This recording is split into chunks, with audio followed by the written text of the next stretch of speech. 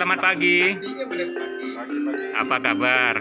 Ini pagi-pagi kok sepertinya ada beras apa ini, Pak? Bisa dijelaskan? Pak, saya itu kan pembina pertanian pedesaan. Dulu saya nampingi Menteri Kementerian Desa, membangun desa melalui potensi desa.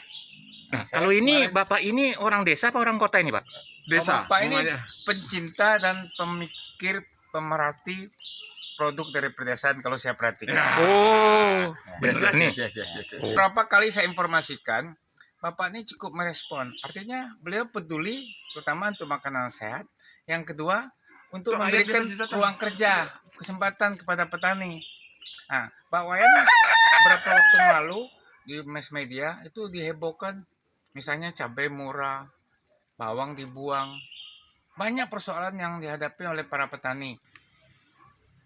Harga kita sangat murah, buktinya sampai dibuang-buang, dibeli murah. Cabai kemarin sampai 3.000, 5.000. Jangan bilang biaya kilo itu, HPP-nya, Pak? per kilo. Biaya untuk proses saja nggak bisa. Nah, terus saya mengatakan kepada kawan-kawan di dinas terkait, menurut kita ada tim duta-duta besar yang mendorong ekspor UKM. Saya mengatakan kalau ada informasi impor dari Menteri Perdagangan, katanya musim hujan. Kapan musim hujannya? Tentukan dong bulan Januari tahun ini, sehingga akibatnya terjadi tahun sekian. Kalau dibilang kena hujan import, orang saya baru balik dari Garut. Nggak ada hujan. Saya baru balik dari Kuningan. Hujan nggak ada pun biasa-biasa saja, daerah dingin. Normal lah ya. Terus nggak mengganggu produksi, betulnya produksi berlimpah. Terus kenapa harga Cuan murah dan Buat cuan. diimport? Ada yang mendapat cuan. Ya. Katanya harga mahal 80.000, sehingga diimport. Nah, kalau harga mahal 80.000 diimport, artinya kebutuhan produksi kurang dong. Iya. Padahal produksi banyak. Terus pertanyaan kita, bagaimana informasi dari lapangan data itu? Ini kan perlu kita sinkronkan. Benar-benar. Nah, apa yang harus dilakukan, Pak, Bapak sebagai warga atau pengusaha ini, Pak, supaya para petani tetap bisa berproduksi, memasarkan, dan masyarakat pun yang sebagai konsumen tetap bisa mendapatkan harga yang wajar. Nah, ini kan Bapak kita ini kan salah satu penggemar dari makanan pedas ini, Pak, dan kuliner Nusantara gitu loh. Benar, enak banget. Bapak pencinta kuliner Nusantara nggak, Pak? Oh, jelas. Makanan yang disukai apa misalnya, Pak? Karedok, gado-gado, pecel. Wah. Tinggal cabai rawitnya dibanyakan. Jadi Kalau apa masalahnya? Masalahnya kan banyak stakeholder yang harus duduk bareng. Saya mengatakan duduk bareng itu antar dinas-dinas kita ini harus kompak. Kalau kita melihat on the track ya, pemerintah sekarang sudah pas. Artinya kita yang harus berperan aktif. Pemerintah kan tidak mampu, terbatas orang tenaga, kemampuan fisik. Nah, masyarakat yang harus bergerak, mendorong. Proaktif ya? Proaktif. Ya. Jadi kita ikut partisipasi. Misalnya contoh di warga kita. Kalau warga Bapak tidak aktif, God ini tidak jalan, Pak. Pak Nunu. Pak Toto. Nah, itu. Pak Toto. Arno. Pak Arno. Bu Andi. Ibu Andi. Bu Dewi. Pak Samsir. Nah, Pak Samsir, kalau mereka Dan tidak lain-lain. peduli apa ini bisa bersih, kita tanya sama petugas. Yuk kenapa begini? Pak, kalau kami laporan ke atasan nggak enak. Oh, sekarang nggak boleh begitu. Iya, harus beri masukan. Karena yuk tahu masalah. Boleh saya pegang, Pak? Ya. Takutnya jari Bapak nanti. kan Pak Jokowi sudah mencanangkan, bahkan sudah jalan nih, namanya food estate, katanya untuk ketahanan pangan dan keamanan pangan. Apa yang bisa dilakukan oleh para pengusaha atau masyarakat supaya juga ikut dalam program food estate ini? Kalau food estate yang dibikin pemerintah kan luas banget tuh, Pak, harus nerabas hutan dan sebagainya. Bagaimana, Pak? Ya, food estate yang masuk kemarin sebelum periode yang lalu ya, memberikan klaster-klaster bahasanya gitu, Pak ya. Jadi kawan ekonomi khusus ya, kawasan ekonomi khusus adalah food estate juga. Nah, kami ini dorong tuh itu. Pemerintah sekarang sedang giat. Setiap desa digerakkan yang namanya seperti di luar negeri one product one village ya, one village one product ya. Tapi yang selanjutnya harus ada harganya gimana, siapa yang beli katanya. Nah, kita udah bikin di Kemendesa namanya off taker. Kebetulan saya salah satu yang menekan secara internasional off taker tuh, Pak.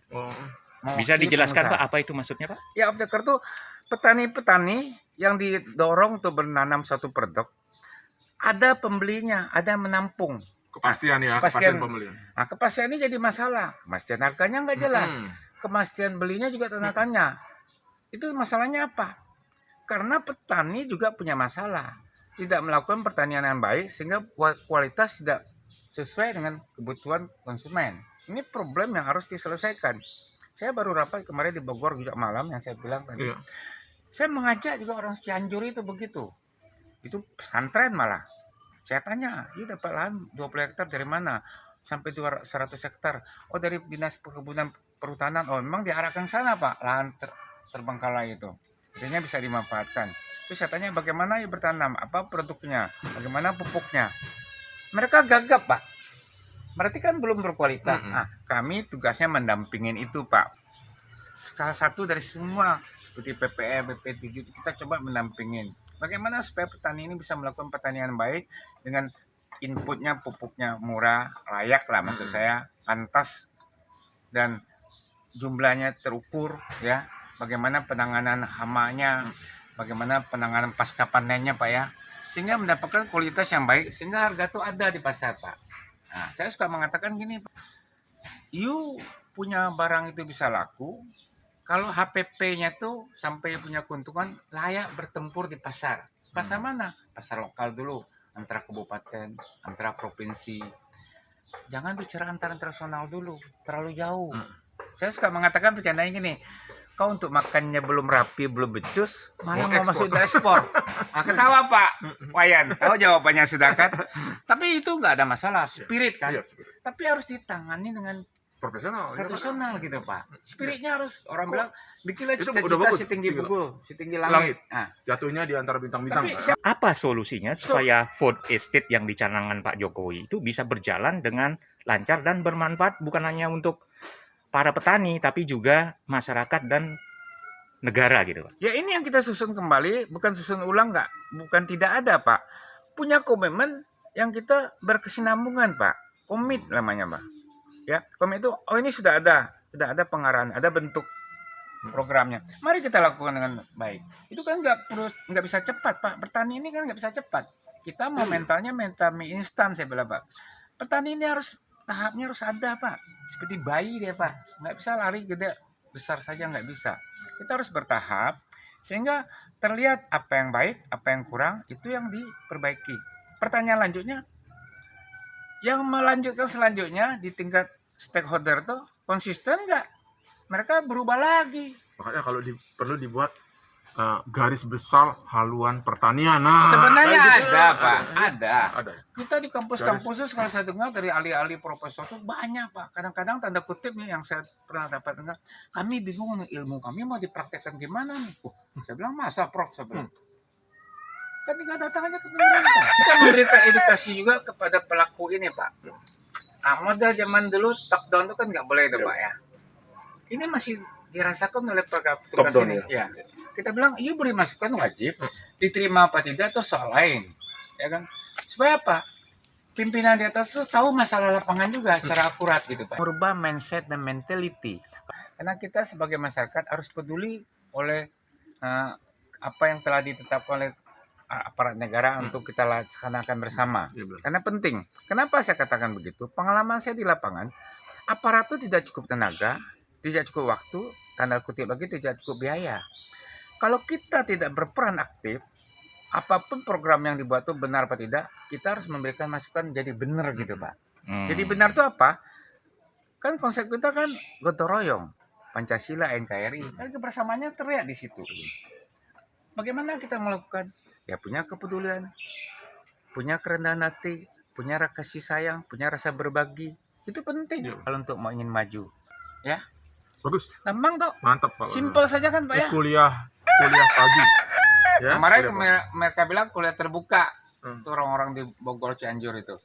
Itu Garut tuh Pak, potensi pertanian Pak. Batu. Berasnya, terutama berasnya. Ya, cabai, beras, sayur-sayuran, horti Pak. Oh, itu kalau. Kalau kita ingin petani sejahtera dan ketahanan pangan terjadi, marilah kita sebagai bangsa masyarakat Indonesia memakai dan membeli produk pertanian Indonesia supaya kita negara kuat. Merdeka. Petani makmur. Petani makmur. Indonesia jaya. Merdeka.